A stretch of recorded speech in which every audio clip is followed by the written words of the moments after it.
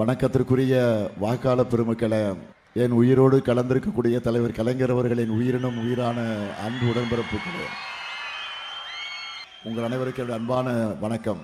சேலம் மலைகளின் மாவட்டம் என சொல்லுவாங்க. இங்கே பார்த்தா மலைகளை மிஞ்சுகிற அளவுக்கு முழுக்க முழுக்க மகளிர் படை சூழ்ந்திருக்கு.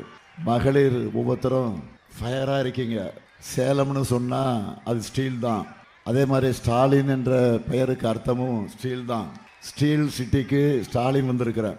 தமிழ்நாட்டினுடைய நெற்களஞ்சியமாக இருக்கக்கூடிய அந்த நெற்களஞ்சியத்திற்கு தண்ணீர் வழங்குகிற மேட்டூர் அணை ஆங்கிலேயர்கள் சிவசப்பனமாக இருந்த மாவீரன் தீரன் சின்னமலை தூக்கிலிடப்பட்ட சங்ககிரிப்பேட்டை அமைஞ்சிருக்கக்கூடிய மண் இந்த சேலம் மண். அது மட்டுமா, குழு குழு காற்று வீசும் ஏற்காடு அமைஞ்சிருக்கக்கூடிய மாவட்டம்.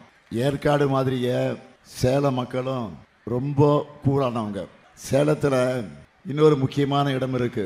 முத்தமிழறிஞர் தலைவர் கலைஞர் அவர்கள், மக்கள் திலகம் எம்ஜிஆர் அவர்கள், அவர்களின் நட்புக்கு அடித்தளமாக இருந்த மாடர்ன் தியேட்டர்ஸ் அந்த காலத்திலேயே தென்னிந்திய சினிமாவினுடைய தலைநகரமாக இருந்தது இந்த சேலம். அந்த முக்கியத்துவம் இங்கே உரையாற்றிய என்னோட அன்பு சகோதரர் கலைஞானி கமலஹாசன் அவர்களுக்கு நன்றாக தெரியும். அது மட்டுமல்ல, நம் நினைவை விட்டு நீங்காத சேலத்து சிங்கம் அண்ணன் வீரபாண்டியாருடைய மண் இந்த சேலம் மண். சேலம் மாவட்டத்தில் உள்ள எல்லா தொகுதிகளிலையும் மதச்சார்பற்ற முற்போக்கு கூட்டணி வேட்பாளர்கள் வெற்றி பெற உங்கள் ஆதரவை கேட்க நான் வந்திருக்கிறேன். முதல்ல உங்கள் அனுமதியோட நம்ம வேட்பாளர்களை இப்போ நான் அறிமுகம் செய்யலாமா? முதல்ல சேலம் வடக்கு சட்டமன்ற தொகுதி நமது வெல்லும் வேட்பாளர் மாவட்ட செயலாளர் அமைச்சர் ராஜேந்திரன். நான் இளைஞரணியை தலைமையேற்று நடத்தின காலத்திலிருந்து என்னோடு இருக்கிறவர். சுற்றுலாத்துறையில் பல்வேறு திட்டங்களை கொண்டு வந்தவர். அவருக்கு நீங்கள்லாம் உதயசூரியன் சின்னத்தில் வாக்கினை வழங்கிட வேண்டும். அடுத்து சேலம் மேற்கு சட்டமன்ற தொகுதி நமது வெல்லும் வேட்பாளர் தேமுதிகவை சார்ந்த ஆர் மோகன்ராஜ் அவர்கள். நினைவில் வாழக்கூடிய என்னுடைய ஆறுயிர் சகோதரர் கேப்டன் விஜயகாந்த், அன்பு சகோதரி பிரேமலதா விஜயகாந்த் அவருடைய ஆதரவு பெற்ற வேட்பாளர். தமிழ்நாடு சட்டமன்றத்துடைய எதிர்க்கட்சி துணைத் தலைவராக பணியாற்றியவர். அவருக்கு நீங்களெல்லாம் முரசு சின்னத்தில் வாக்குகளை அளிக்கணும். அடுத்து சேலம் தெற்கு சட்டமன்ற தொகுதி நமது வெல்லும் வேட்பாளர் எம் லோகநாதன் அவர்கள். சேலம் மாவட்ட நெசவாளர் அணியினுடைய அமைப்பாளர். தொகுதி மக்களுக்கு நன்கு அறிமுகமானவர். அவருக்கு உதயசூரியன் சின்னத்தில் நீங்கள் ஆதரவு தந்திட வேண்டும். அடுத்து கெங்கவள்ளி சட்டமன்ற தொகுதி நமது வெல்லும் வேட்பாளர் கு சின்னதுரை, சேலம் கிழக்கு மாவட்ட துணை செயலாளர். தலைவாச சட்டமன்ற உறுப்பினராக இருந்தப்போ கெங்கவள்ளிக்கு பல்வேறு நலத்திட்டங்களை கொண்டு வந்தவர். அவருக்கு நீங்கள் உதயசூரியன் சின்னத்தில் ஆதரவு தந்திட வேண்டும். அடுத்து ஆத்தூர் சட்டமன்ற தொகுதி நமது வெல்லும் வேட்பாளர் காங்கிரஸ் கட்சியை சார்ந்த எஸ்கே அர்த்தனாரி, சுதந்திர போராட்ட தியாகி சுப்பிரமணிய அவர்களுடைய அன்பு பேரன், மாநில இளைஞர் காங்கிரசினுடைய பொதுச் செயலாளர். அவருக்கு கை சின்னத்தில் உங்கள் ஆதரவை தந்திட வேண்டும். அடுத்து ஏற்காடு சட்டமன்ற தொகுதி நமது வெல்லும் வேட்பாளர் TM ரேவதி மாதேஸ்வரன், ஆசிரியர், சேலம் கிழக்கு மாவட்ட மகளிரினுடைய துணை செயலாளர். அவருக்கு உதயசூரியன் சின்னத்தில் வாக்கினை வழங்கிட வேண்டும். அடுத்து மேட்டூர் சட்டமன்ற தொகுதி நமது வெல்லும் வேட்பாளர் மிதுன் சக்கரவர்த்தி, கொளத்தூர் ஒன்றிய திமுக செயலாளர். உச்சநீதிமன்றம் வரை சென்று போராடி பாலமலைக்கு தார் சாலை அமைக்க ஆணை பெற்று வந்தவர். அவருக்கு நீங்கள் எல்லாம் உதயசூரியன் சின்னத்தில் ஆதரவு தந்திட வேண்டும். அடுத்து சங்ககிரி சட்டமன்ற தொகுதி நமது வெல்லும் வேட்பாளர் மு மணிகண்டன், சேலம் மேற்கு மாவட்ட இளைஞர் அணியின் அமைப்பாளர். தம்பி மணிகண்டனுக்கு உதயசூரியன் சின்னத்தில் ஆதரவு தந்திட வேண்டும். அடுத்து வீரபாண்டி சட்டமன்ற தொகுதி நமது வெல்லும் வேட்பாளர் டாக்டர் AK தருண் அவர்கள். சேலத்து சிங்கம் அண்ணன் வீரபாண்டியார் குடும்பத்தை சார்ந்தவர். என் அருமை தோழன் மறைந்த செழியனுடைய மருமகன், திமுக IT விங் மாநிலத்துடைய துணை செயலாளர். அவருக்கு உதயசூரியன் சின்னத்தில் ஆதரவு தந்திட வேண்டும். அடுத்து எடப்பாடி சட்டமன்ற தொகுதி நமது வெல்லும் வேட்பாளர் சி காசி, கழக தொழிலாளர் அணியினுடைய துணை செயலாளர், ஜலகமண்டலம் பேரூராட்சியை 3 முறை தலைவராக இருந்தவர். அவருக்கு எடப்பாடி மக்கள் உதயசூரியனுக்கு ஆதரவு தந்திட வேண்டும். அடுத்து ஓமலூர் சட்டமன்ற தொகுதி நமது வெல்லும் வேட்பாளர் தேமுதிகவை சார்ந்த ஏஆர் இளங்கோவன் என்னுடைய ஆறுயிர் சகோதரர் கேப்டன் விஜயகாந்தனுடைய தீவிர விசுவாசி. தேமுதிகவில் பல்வேறு பொறுப்புகளை வகித்தவர். அவருக்கு முரசு சின்னத்தில் வாக்கினை வழங்கிட வேண்டும். இந்த 11 பேருடைய வெற்றி உறுதியா? இன்னும் சத்தமா சொல்லுங்க. நன்றி. வேட்பாளர்கள் இப்போ உட்காரலாம். பெண்களே சொல்லிட்டாங்க, இனி எந்த சக்தியாலும் உங்க வெற்றியை தடுக்க முடியாது. உட்காருங்க. சீட்டு கன்ஃபார்ம் ஆயிடுச்சு. தலைவர் கலைஞர் தலைமையில் திராவிட முன்னேற்ற கழகம் ஆட்சி பொறுப்பு இருந்தப்போ உருவானது தான் சேலம் உருக்காலை. சேலம் ரயில்வே கோட்டம், பெரியார் பல்கலைக்கழகம் என பெரிய சாதனைகள் சேலம் மாவட்டத்திற்கு வந்திருக்கு. அந்த வழியில் கடந்த 5 ஆண்டுகளில் நம்ம திராவிட மாடல் அரசு சேலத்துக்காக செஞ்ச சிலவற்றை மட்டும் ரொம்ப சுருக்கமா நான் சொல்றேன், நேரம் ஆயிடுச்சு. 129 கோடி மதிப்பீட்டில் ரயில்வே மேம்பாலம், வெள்ளி கொலுசு உற்பத்தியாளர்களுக்காக உற்பத்தி மையம், கருப்பூர்ல மினி டைடல் பூங்கா, சேலம், மேட்டூர், ஆத்தூர்ல அறிவுசார் மையங்கள், அம்மாப்பேட்டையில் அரசு புறநகர் மருத்துவமனை, எடப்பாடி மேட்டூர்ல புதிய பேருந்து நிலையங்கள், கருப்பூர் பல்நோக்கு விளையாட்டு அரங்கம், மேட்டூர் எடப்பாடி மற்ற சங்ககிரியில மினி ஸ்டேடியம் அமைக்கப்பட்டு வருது. இன்னும் நிறைய இருக்கு, சொல்ல நேரம் தான் இல்லை. இங்க இத்தனை பெண்கள் வந்திருக்கீங்க. நீங்க எல்லாருமே விடியல் பேருந்துல பயணிச்சிருக்கீங்களா? ஆட்சிக்கு வந்த முதல் நாள் நான் போட்ட முதல் கையெழுத்து இந்த திட்டத்துக்கு தான். எவ்வளவோ திட்டங்கள் இருந்தாலும் முதல் திட்டமா இதை ஏன் செலக்ட் பண்ண தெரியுமா? திராவிட மாடல் ஆட்சியே மகளிருக்கான ஆட்சியா இருக்க போகுது என்கிற என்னுடைய மெசேஜ் எல்லா பெண்களுக்கும் போய் சேரணும்னு நினைச்சேன். நான் போடுற முதல் கையெழுத்துலேயே ஸ்டாலின் ஆட்சியில விடியல் வந்துச்சு அப்படின்னு சொல்ற மெசேஜ் சென்னை சிட்டியிலிருந்து சின்ன கிராமம் வரை போய் சேரணும்னு தான் அந்த முடிவை எடுத்தேன். தமிழ்நாட்டு பெண்களுக்காக குடும்பத்தில் ஒருத்தன் இருப்பேன்னு நான் கொடுத்த பவர்ஃபுல் சிக்னல் அதான். இன்னைக்கு 900 கோடி முறை விடியல் பேருந்துகளில் பெண்கள் பயணிச்சிருக்காங்க. இந்த திட்டத்தை பற்றி சர்வே எடுக்க சொன்னேன். அதோட ரிசல்ட்டை பார்த்து நான் அடைஞ்ச மகிழ்ச்சிக்கு அளவே இல்லை. மாதம் 800 ரூபாயிலிருந்து 900 ரூபாய் வரை பெண்களுக்கு இதனால காசு மிச்சமாகுதுன்னு அந்த ரிசல்ட்டில் சொல்லியிருந்தாங்க. அது எதிர்பார்த்தது தான். ஆனால் நான் எதிர்பார்க்காத இன்னொன்று அந்த சர்வேயில் தெரிய வந்துச்சு. இப்படி மிச்சமாகக்கூடிய அந்த பணத்தில் பெண்கள் தாங்கள் விரும்பிய உணவை வாங்கி சாப்பிட்றதா சொல்லியிருக்காங்க. அதை பார்த்து அவ்வளவு மகிழ்ச்சி. வீட்டில் இருக்கக்கூடிய நம்ம பெண்கள் எப்போவுமே தான் சாப்பிடாவிட்டாலும் மற்றவங்க சாப்பிட்டா போதுன்னு நினைப்பாங்க. அப்படிதானமா? ஞாயிற்றுக்கிழமை கூட கறி வாங்கினா கூட கணவர் பிள்ளைகள் சாப்பிடட்டும் அப்படிதான் நினைப்பீங்க. யதார்த்தத்தை சொல்றேன். ஆனா அப்படி இருக்காதீங்க. நீங்களும் நல்லா சாப்பிட்டு ஸ்ட்ராங்கா இருக்கணும். பெண்களான நீங்க ஸ்ட்ராங்கா இருந்தாதான் நம்ம தமிழ்நாடு ஸ்ட்ராங்கா இருக்கும். அது மட்டும் இல்ல, பெண்கள் பேருந்தில் பயணிக்கிறது இந்த திட்டத்தால் அதிகரிச்சிருக்கு. புள்ளி விவரத்தோடு சொல்லணும்னா, விடியல் பயணம் திட்டம் வந்த பிறகு பேருந்தில் பயணிக்கிறது, பெண்கள் பயணிக்கிறது 40 விழுக்காட்டில் இருந்து 70 விழுக்காடாக உயர்ந்திருக்கு. நினைச்ச இடத்துக்கு யாரையும் எதிர்பார்க்காம என் சகோதரிகள் பயணிக்கிறாங்க. அதிகாரிகள் கூடுதல் செலவினம் என சொன்னாங்க. நான் சொன்னேன், இது செலவினம் இல்லை, நமக்கு பிடிச்சவங்களுக்கு நாம் பண்ணுற எதையும் செலவா சுமையா கருதக்கூடாது. நம்ம சகோதரிகள், நம்ம மகள்கள் சுதந்திரமாக பயணிக்கணும், நல்லா படிக்கணும், வேலைகளுக்கு போகணும், கை நிறைய சம்பாதிக்கணும். அதுக்கு நாம் செய்கிற முதலீடு இது. இதுக்காக எத்தனை 1000 கோடி ஆனாலும் பரவாயில்லை என்று நான் சொல்லிட்டேன். அடுத்து அமையவிருக்கூடிய ஆட்சியில் இன்னும் கூடுதலா பேருந்துகளை வாங்குவதற்கு நாம் திட்டமிட்டு அதை விரிவுபடுத்த போறோம்.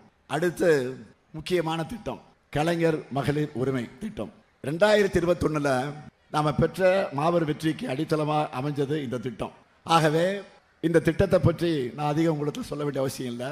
இதை நிறைவேற்ற முடியாதுன்னு நிறைய பேர் சொன்னாங்க, சவால் விட்டாங்க. நான் நிறைவேற்றி காட்டினேன். நிறைவேற்ற காட்டினது மட்டும் இல்லை, திராவிட மாடல் 2.0 ஆட்சிக்கு வருகிற போது 2000 ரூபாயாக உயர்த்த போறேன். இந்த பணத்தை உதவி தொகைன்னு சொல்லாம உரிமை தொகைன்னு ரொம்ப பர்டிகுலரா நான் அந்த பேரை செலக்ட் பண்ணேன். ஏன்னா பெண்களுடைய உழைப்பு இல்லாம மனித சமூகம் இல்லை. அதுவும் இந்தியா போன்ற விவசாயம் நிறைஞ்ச நாட்டில் பெண்கள் தான் அந்த விவசாய வேலையில அதிகமாக ஈடுபட்டு இருக்கிறாங்க. அது நம்ம வீட்டு பெண்கள் உழைப்பு சாதாரண உழைப்பு இல்லை. எல்லாருக்கும் முன்னாடி யார் எழுந்திருக்கிறா? பெண்கள் தான் காலையில் எழுந்திருக்கிறாங்க. வீட்டை பெருக்கி தெருவில் தண்ணியை தெளித்து சுத்தம் பண்ணுறாங்க. குளிச்சுட்டு டீயோ காப்பியோ போடணும். குழந்தைகளை ஸ்கூலுக்கு ரெடி பண்ணி அனுப்பணும். சமைக்கணும். சமைக்கிறதை விட பெரிய தொல்லை என்ன சமைக்கிறது, ஒவ்வொரு வேலையும் யோசிக்கிறது. அடுத்த தொல்லை பாத்திரம் கழுவுறது. அப்படியே பாத்திரத்தை போட்டு வைக்காம கழுவி அதை கவுத்து சாச்சி வச்சாதான் பல பெண்களுக்கு நிம்மதி. கரெக்டு தானே? இது முடிஞ்சதும் துணியை துவைச்சு காய போட்டு மடிச்சு வைக்கணும். மழைக்காலம்னா இன்னும் கஷ்டம். அதில் கூட வீட்டுக்கு இருக்கக்கூடிய ஆண்கள் சட்டை பேண்ட் எல்லாம் அப்படியே போட்டுருவாங்க. பேக்கெட்டில் ஏதாவது இருக்கான்னு பெண்கள் செக் பண்ணிட்டு அப்புறம் துவைக்க வேண்டியிருக்கும். வீட்டில் பெரியவங்களையும் கவனிச்சுக்கணும். வீட்டுக்கு தேவையான பொருட்கள் எல்லாம் எந்த காய்கறி எவ்வளவு விளைவிக்குதுன்னு பார்த்து குடும்ப பட்ஜெட்டுக்கு ஏற்ற மாதிரி எல்லாத்தையும் வாங்கணும். மாவு அரைச்சி வைக்கணும், மிளகாய் காய வைக்கணும், தண்ணி பிடிச்சி வைக்கணும், பிள்ளைகளுடைய ஹோம்ஒர்க்கு பண்ண வைக்கணும். அடையங்கப்பா, இதெல்லாம் சொல்லும் போது எனக்கே டயர்ட் ஆயிடுச்சு. அப்போ இதெல்லாம் செய்கிறது எவ்வளோ கஷ்டம். இதெல்லாம் பண்ணிட்டு ஆஃபீஸுக்கோ தொழிற்சாலைகளுக்கோ வேறு வேலைகளுக்கு போகிற பெண்களும் நிறைய பேர் இருக்காங்க. சமூகத்தில் கூலி தொழிலாளராக இருந்தாலும், டீச்சராக இருந்தாலும், அரசு ஊழியரா ஐடி ஊழியரா இருந்தாலும், நான் இப்போ சொன்ன வீட்டு வேலைகள்லாம் இருந்து பெண்களுக்கு ரெஸ்ட் இருக்காது. இவங்க எல்லாரும் ஒரே ஒரு நாள் ஸ்ட்ரைக் பண்ணால் கூட பல குடும்பங்கள் இயங்காது. எந்த ஆனாலும் நிம்மதியாக தன்னுடைய வேலையை செய்ய முடியாது. ஆனால் உங்கள் ஒய்ஃப் என்ன பண்ணுறான்னு கேட்டால் பல பேர் ரொம்ப சாதாரணமாக சொல்லிடுவாங்க, வீட்டில் சும்மா தான் இருக்காங்க அப்படி சொல்லி. இதை மாற்றணும். பெண்கள் இந்த சமூகத்துக்கும் குடும்பத்துக்கும் பண்ணுற பங்களிப்பாக அங்கீகரிக்கணும் என்று நான் கொண்டு வரப்பட்டது தான் இந்த உரிமை தொகை என்பதை அழுத்த திருத்தமாக குறிப்பிடுகிறேன். 1000 2000 என்பதை கடந்து ரெஸ்ட் இல்லாமல் உழைக்கிற நம்ம பெண்களுக்கு இந்த அரசு தரக்கூடிய ரெஸ்பெக்ட் தான் உரிமை தொகை. முடியவே முடியாதுன்னு சொன்ன திட்டம் இந்த திட்டம். ஆனால் இன்னைக்கு 1,31,00,000 பெண்களுக்கு கிடைக்குது. அடுத்து அமையவிருக்கக்கூடிய 2.0 ஆட்சியில் 1000 ரூபாய் என்பது 2000 ரூபாயாக உயரப்போகுது. தேவைப்படக்கூடிய பயனாளிகள் எண்ணிக்கை கண்டிப்பாக உயரும். இதே போல மற்றொரு திட்டம், புரட்சி திட்டம், புதுமை பெண் திட்டம். பெண்கள் உயர்கல்வியில் சேர்றது, அதுவும் கிராமப்புற அரசு பள்ளி மாணவிகள் கல்லூரியில் சேர்வது குறைஞ்சிக்கிட்டே வந்துடுச்சு. படிப்புக்கு பணம் ஒரு தடையா இருக்கக்கூடாதுன்னு உருவாக்கின திட்டம் தான் இந்த திட்டம். இந்த திட்டம் வந்த பிறகு பெண்கள் கல்லூரியில் சேருவது 34 விழுக்காடு அதிகரிச்சிருக்கிறதா ஆய்வு முடிவுகள் வந்திருக்கு. பல ஆண்டுகளுக்கு முன்னாடியே படிப்பை முடித்த பெண்கள் கூட இந்த திட்டத்தால் திரும்ப படிக்க வந்திருக்கிறாங்க. கல்வியில் சிறந்த தமிழ்நாடு. இதுபோல திருமணத்துக்கு பிறகு திரும்ப படிக்க வந்த ஒரு பெண்ணுக்கு இந்த திட்டத்தோடைய பயண உணர்ச்சி பொங்க பேசுனாங்க. மேக்ஸ் டீச்சர் ஆகணும் அப்படின்னு இதன் மூலமாக படித்து முன்னேறி இருக்க பெண் பேசுனாங்க. நான் அன்பு மகளை அழைச்சி உச்சி முகந்து பாராட்டி உச்சந்தலையில் முத்தம் கொடுத்து என்னுடைய பேனாவை எடுத்து அன்பளிப்பாக கொடு. அந்த காட்சி தமிழ்நாட்டு மக்கள் நெஞ்சத்தில் நீங்காமல் பதிச்சு. இதுதான் புதுமை திட்டத்தினுடைய வெற்றிக்கு சான்று. பெண்களுக்கு கணவனை விட கல்விதான் பெருந்துணை என காட்டியிருக்கக்கூடிய திட்டம் தான் புதுமை பெண் திட்டம். அடுத்து திராவிட மாடல் 2.0 ஆட்சியில் இனிமே மாதம் 2500 ரூபாயாக உயரப்போகுது. அடுத்து என் மனசுக்கு நெருக்கமான திட்டம் முதலமைச்சரின் காலை உணவு திட்டம். 19 லட்சம் குழந்தைகள் காலையில் சுவையான சத்தான உணவை வழங்கக்கூடிய திட்டம். 19 லட்சம் தாய்மார்கள் சமையல் அந்த சுமையை குறைக்கக்கூடிய திட்டமாக இது அமைந்திருக்கிறது. இதனால காலையில் எழுந்து அரைக்க பிறகு எழுந்து சமைக்க தேவையில்லாமல் ஒரு அரை மணி நேரம் அவங்க கூடுதலாக தூங்குவதற்கு இந்த திட்டம் பயன்படுது இல்லையா? மனசாட்சி தொட்டு சொல்லுங்க, உண்மையா இல்லையா? ஸ்டாலின் அண்ணனே ஸ்கூலில் சாப்பாடு போடுறாரு, ஏன்னா அவங்க நிம்மதியாக பிள்ளைகளை அனுப்பி வைக்கிறாங்க. இதை விட எனக்கு வேற என்ன மகிழ்ச்சி வேணும்? அதே போல் வெளியூர்களில் வேலைக்கு போகிற பெண்கள் அங்கே பாதுகாப்பாக வசதிகளோடு தங்குவதற்காக நாம் தொடங்கி இருக்கக்கூடிய திட்டம் தான் தோழி விடுதிகள். 19 மாவட்டத்தில் திறந்துட்டோம். திராவிட மாடல் ஆட்சியில் 2.0 ஆட்சியில் எல்லா மாவட்டத்திலையும் திறக்க போகிறோம். ஒன்றிய அரசு இந்த திட்டத்தை பாராட்டி அவங்களும் செயல்படுத்த போகிறதா அறிவிச்சிருக்கிறாங்க என்பதுதான் இதனுடைய மிகப்பெரிய வெற்றி. இது போக தமிழ்நாட்டில் எந்த கம்பெனி தொடங்கினாலும் தொழிற்சாலை தொடங்கினாலும் பெண்களுக்கு இதனால் எவ்வளோ வேலை வாய்ப்பு கிடைக்கும் என்று தான் நான் முதல்ல கேட்பேன். பெண்களுக்கு அதிக வேலைகளை கொடுத்தா அந்த கம்பெனிகளுக்கு அரசு சார்பில் கூடுதல் சலுகைகளை கொடுக்குறோம். இந்தியாவிலேயே முதல் மாநிலமாக பெண்களுக்கு சொத்துரிமை கொடுத்து பெரியார் அம்பேத்கர் கனவை நிறைவேற்றின ஆட்சி தான் திமுக ஆட்சி. அதை செஞ்சவர் கலைஞர். அவர் வழியில் பெண்கள் பேரில் சொத்து பதிவு பண்ணால் அதுக்கு கட்டண சலுகை அறிவிச்சிருக்கிறோம். அது மட்டுமல்ல, இப்போ இந்தியா முழுக்க பேசு பொருளாக இருக்கக்கூடிய இன்னொரு திட்டம், 14 வயதுக்கு உட்பட்ட பெண் பிள்ளைகளுக்கு புற்றுநோய் தடுப்பூசி போடுகிற திட்டம். 28,000 ரூபாய் மதிப்புள்ள தடுப்பூசிகளை என் மகளுக்கு கட்டணம் இல்லாமல் வழங்கி செலுத்திட்டேன். இப்படி முழுக்க முழுக்க பெண்களுக்காகவே, பெண்களின் உரிமைகளுக்காக செயல்படுகிற நம்முடைய அரசு. நான் உறுதியாக சொல்கிறேன், இந்த முத்துவேல் கருணாநிதி ஸ்டாலின் ஆட்சி எப்போவுமே பெண்களின் நலனுக்காக ஆட்சி. நம்மை பார்த்து பெண்களுக்கான இடஒதுக்கீடு வர்ற நேரத்தில் ஏதோ சதி பண்ணுறாங்க, திமுகவுக்கு இது பிடிக்கல என பழனிசாமி பேசியிருக்கிறார். 33% இடஒதுக்கீடு என்றால் என்ன என்று பழனிசாமிக்கு தெரியும் முன்பே உள்ளாட்சிகளில் அதை செயல்படுத்தினவர் தான் நம்முடைய தலைவர் கலைஞர். இதை அப்பவே 50 விழுக்காடா நடைமுறைப்படுத்தியவன் தான் உங்கள் முன்னால் நிற்கிற இந்த ஸ்டாலின். சட்டமன்ற நாடாளுமன்றத்தில் பெண்களுக்கு 33 விழுக்காடு வேணும்னு பல ஆண்டு காலமா திமுக போராடிட்டு இருக்கு. பாஜக நினைச்சா அதை எப்போவோ கொண்டு வந்திருக்கலாம். நாங்களும் அதைத்தான் கேட்கிறோம். ஆனா தேவையே இல்லாம சென்சஸ் தொகுதி மறுவரை என சம்பந்தம் இல்லாத விஷயங்களோட அதை முடிச்சு போட்டு அது நிறைவேறக்கூடாதுன்னு பாஜக நினைக்கிறது. அவங்களும் பெண்கள் இடஒதுக்கீட்டுக்கு எதிரானவங்க என்று பழனிசாமி சொல்ல போகிறாரா? மிஸ்டர் பழனிசாமி, முதல்ல புரிஞ்சுக்குங்க, இந்த பிரச்சனை பெண்கள் இடஒதுக்கீடு அல்ல. அதை எல்லோரும் வரவேற்கிறோம். தொகுதி மறுவரையை தான் இங்க பிரச்சனை. தமிழ்நாடே கொதிச்சு போயிருக்கு. நாளைக்கு எல்லார் வீட்லையும் கருப்பு ஏற்ற போறோம்.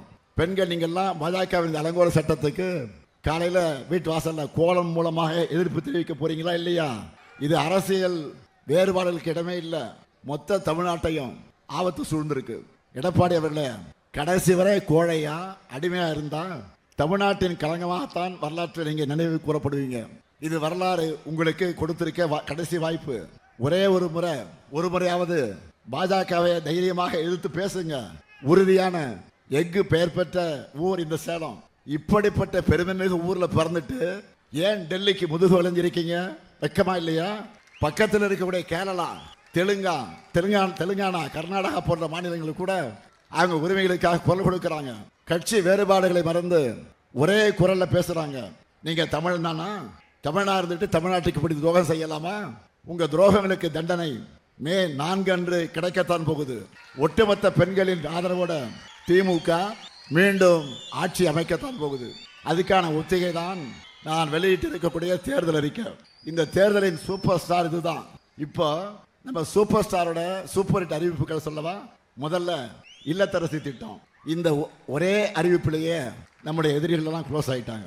8000 ரூபாய்க்கு நான் தரப்போகிற இந்த கூப்பனை வச்சு உங்களுக்கு தேவையான வீட்டு உபயோகப் பொருட்களை நீங்கள் வாங்கிக்கலாம். அதில் லிஸ்ட் போட்டிருக்கிறோம்.